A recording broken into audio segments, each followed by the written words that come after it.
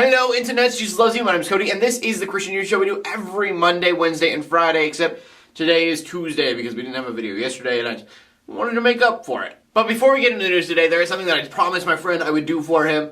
What's up, Matt? My friend is an app designer, and he made a game called Radius. Spell R-A-Y-D-I-U-Z.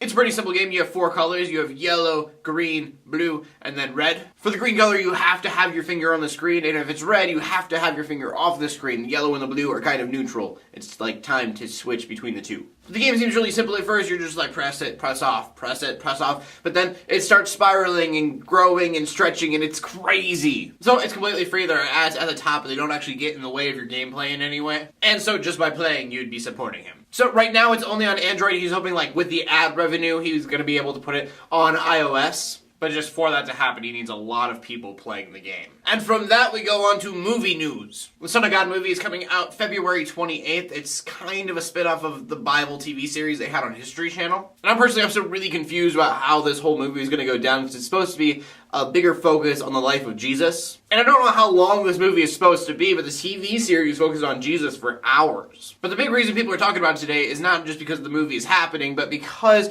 it's come out that Satan is not going to be in it. If you watch the TV series, Satan was in that. He was painted gold, had the hood and all that. And he created quite a bit of controversy because he looked a little bit, and by a little bit I mean a lot, like Obama. Roma Downey, who was helping produce this film, said that they want the focus to be on Jesus. She said she didn't like the fact that when the episode aired that had Satan in it, people were talking about Satan more than they were about Jesus. And so because they want to keep the focus on him, they completely got rid of him altogether.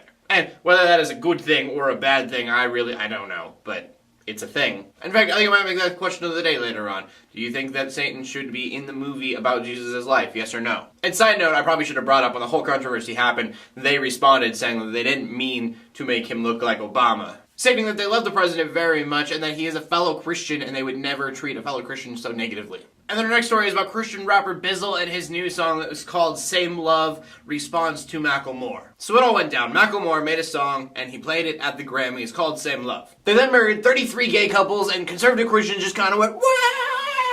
And so now we have this Christian rapper named Bizzle, and he made a song that responded to the Same Love song made by Macklemore. Now, I don't agree with everything that he said by any means, but there were a few things in there I'm like, oh, that's a good point. And the reason that I want to talk about this today is because Bizzle is now getting death threats for his song. And this is interesting because the outside world is preaching tolerance. But there's a problem because all those people that are saying we need to have absolute tolerance don't tolerate when you disagree with them. And there are so many points that can be made about this. First of all, love and tolerance are not the same thing. You can totally not agree with something that someone else is doing and still love them. But even though that's what the rest of the world is trying to believe, that they are one and the same, they're not even practicing that. Bizzle had an opinion that a lot of tolerant people didn't agree with. And if you want to see what a lot of those tolerant people said to Bizzle, go to LetTheToleranceBegin.com. It's a website that he made that has all of the hate-filled comments he's gotten from making this song. So I just want to reiterate that I don't personally believe everything that Bizzle said. I don't endorse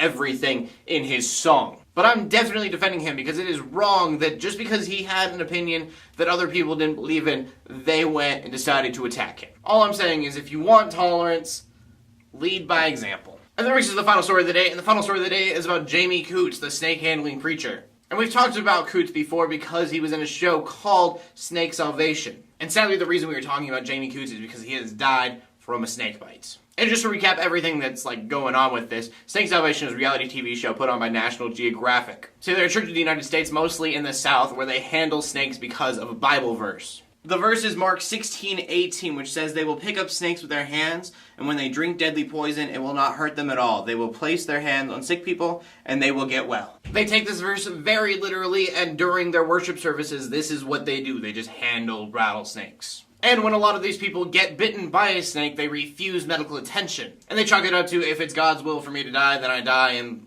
all that kind of stuff. I think to sum up what this verse is actually trying to say is that Christians can do amazing things. I just don't feel like Jesus is coming up to you and saying, hey, you should drink poison on the daily. It'll totally work out. So I don't agree with this kind of worship. You're not only putting yourself in danger, but you are putting other people in your congregation in danger as well. And then things like this happen, which suck. This guy is dead, and he chalks it up to, it must be God's will for me to die. So, first moral of the story, don't handle snakes. You don't need to handle snakes to be a Christian, so why would you? Second thing, Medicine is a crazy miracle. It is amazing that medicine is a thing. I promise you, Satan is not in some dark corner going, you know what I'll do?